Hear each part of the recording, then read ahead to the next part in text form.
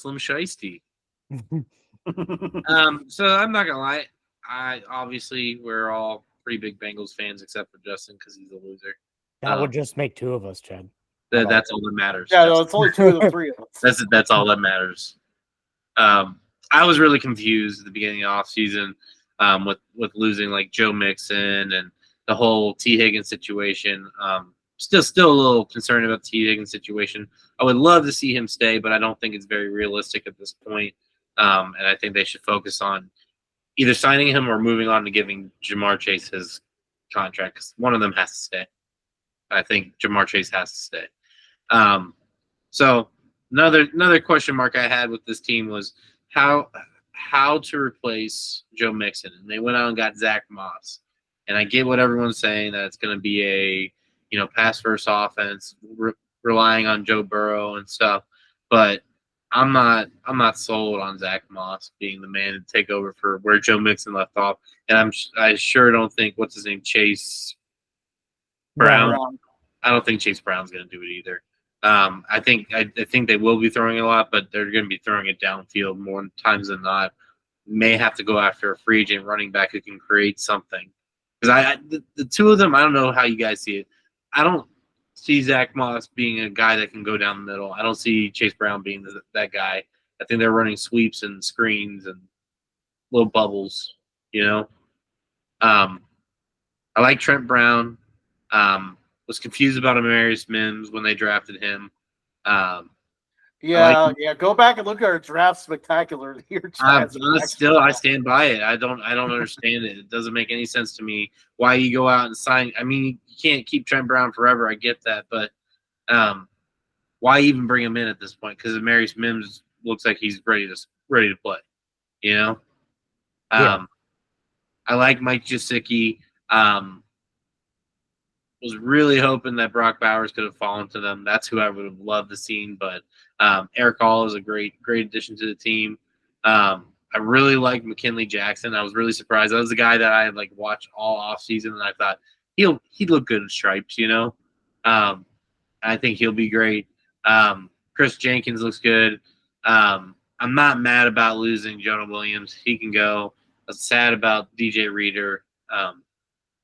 Tyler Boyd going to Tennessee, good for him. He deserves an opportunity to be the man somewhere. And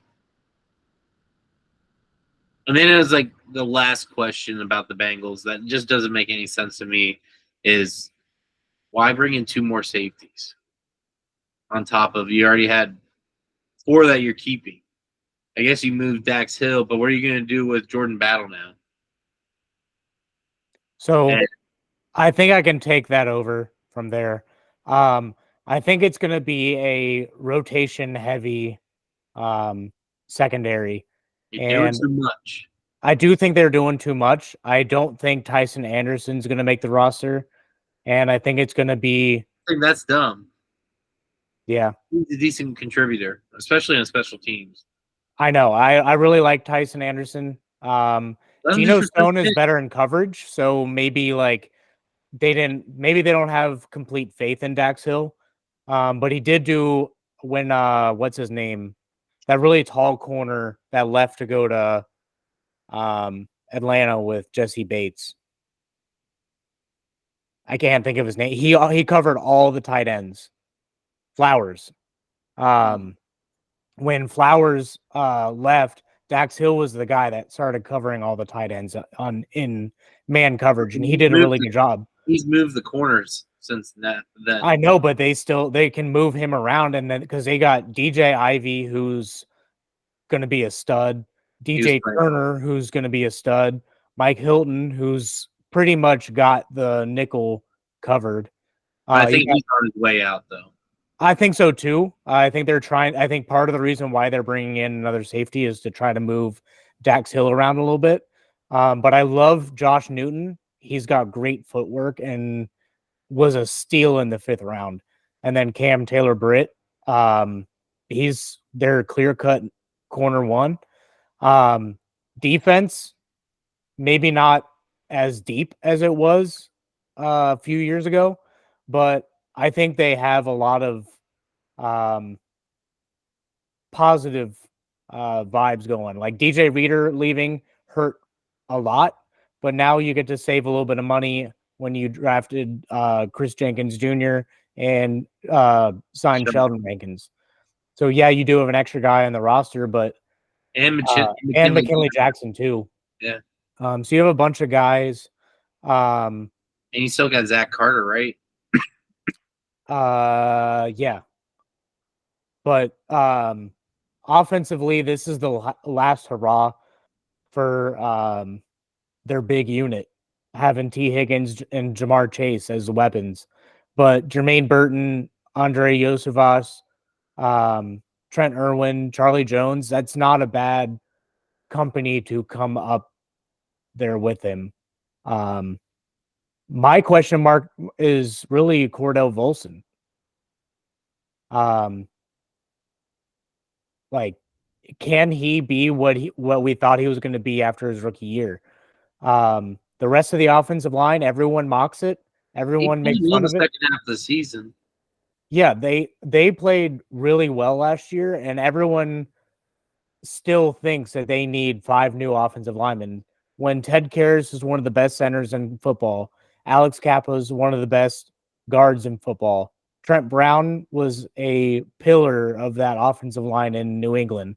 And Orlando Brown, say what you want about him in Baltimore and KC, but he was a really good offensive lineman.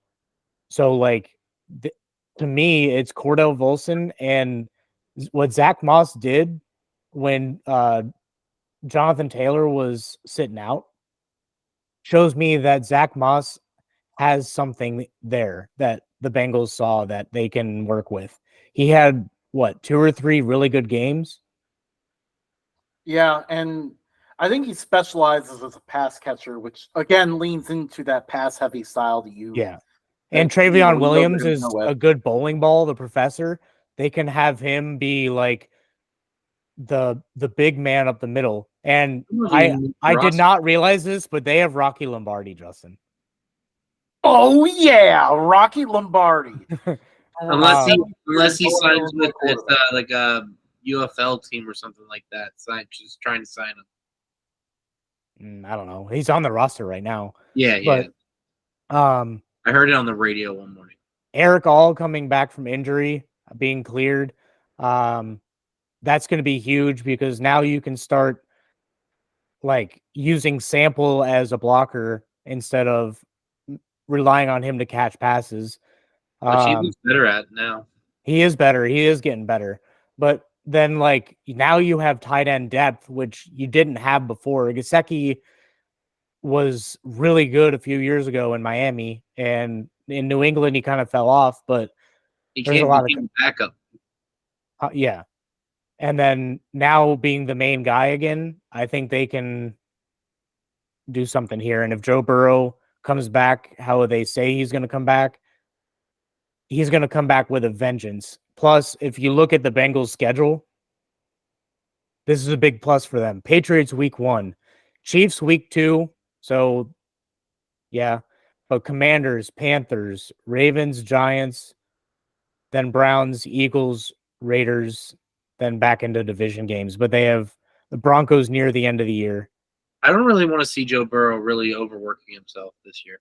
Me neither. But they're going to be a super pass-heavy offense. So yeah, but I don't think you have to go deep. You know, like you said, we can work crossing routes and slants and outs and work it inside until something opens up and you can dump it down there. But don't strain yourself, man, unless you have to. Yeah, I really think that this team, if Burrow can stay healthy and the offensive line can stay healthy, that's it. That's all you need. And their defense is solid enough. I mean, they're not the best defense, but no. But Lou Anarumo has a great mind, so Brian Flores is his way through the season. So it comes down to scheme. And when we looked at last year's defense, it was a bunch of young guys that he was trying to get it ready. Yeah, and it doesn't work out the same way. It takes a couple years for it to work the way you want it to, and I think it's going to work this year. Yeah, I mean, I'm pretty hopeful, but I feel a little biased. Yeah, I mean, but they have They've proven the whole world wrong before. Why can't they do it again? Yeah, they have depth everywhere now. Yeah. That's my point. Is And it's kind of like you have to go for it. It's that sense of like time's running out. yeah, and they were 9-8 last year with Burrow missing half the season. If Yeah, Burrow imagine. doesn't miss half the season, No, they lost they're- 4 games, right? yeah, I mean, remember, like before Burrow got hurt, like they were just rounding into form. I mean, they smacked the San Francisco 49ers around. Like they were just getting into like where they were primed to contend for the Super Bowl, and then he gets hurt in Baltimore, and that was it. Yeah, and that could, well, we're not at them yet, but that Baltimore team was the same situation last year where it was they had to win it, and they did.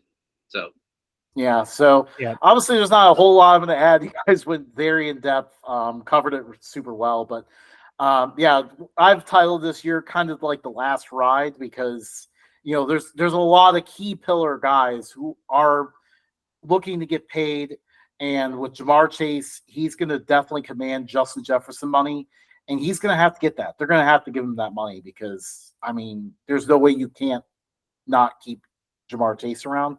Like him and Burrow are your two guys that you have to keep no matter what. So, T. Higgins, potentially like Henderson on the defensive line. You guys already mentioned Hilton. Those are going to be some of the guys. Hendrickson, sorry.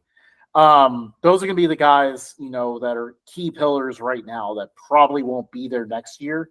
So, I mean, obviously you're looking at a little bit of reset. So this is the year, like you mentioned, the Bengals got an easy schedule because Burrow getting hurt, they finished last in this competitive division, so they get the whole last place schedule, which is so favorable. Like, if they can avoid the slow starts, which they should with the Patriots, Panthers, among the teams they play in the first 4 games, if they can avoid the slow start and Commanders. if they beat the Chiefs, though, look the fuck out. I mean, yeah, if they start out 4-0, then I mean, you're looking at the Bengals potentially threatening for the 1 seed. And that's going to be critical to make sure that when you get down to the playoffs, then Mahomes has to come here to Cincinnati and not the other way around. Yeah. But it's going to be tough. Money and try and go. I'm just kidding. Because even though the schedule outside the division is easy, there still are 6 games, as we're about to cover here, that are going to be really, really tough.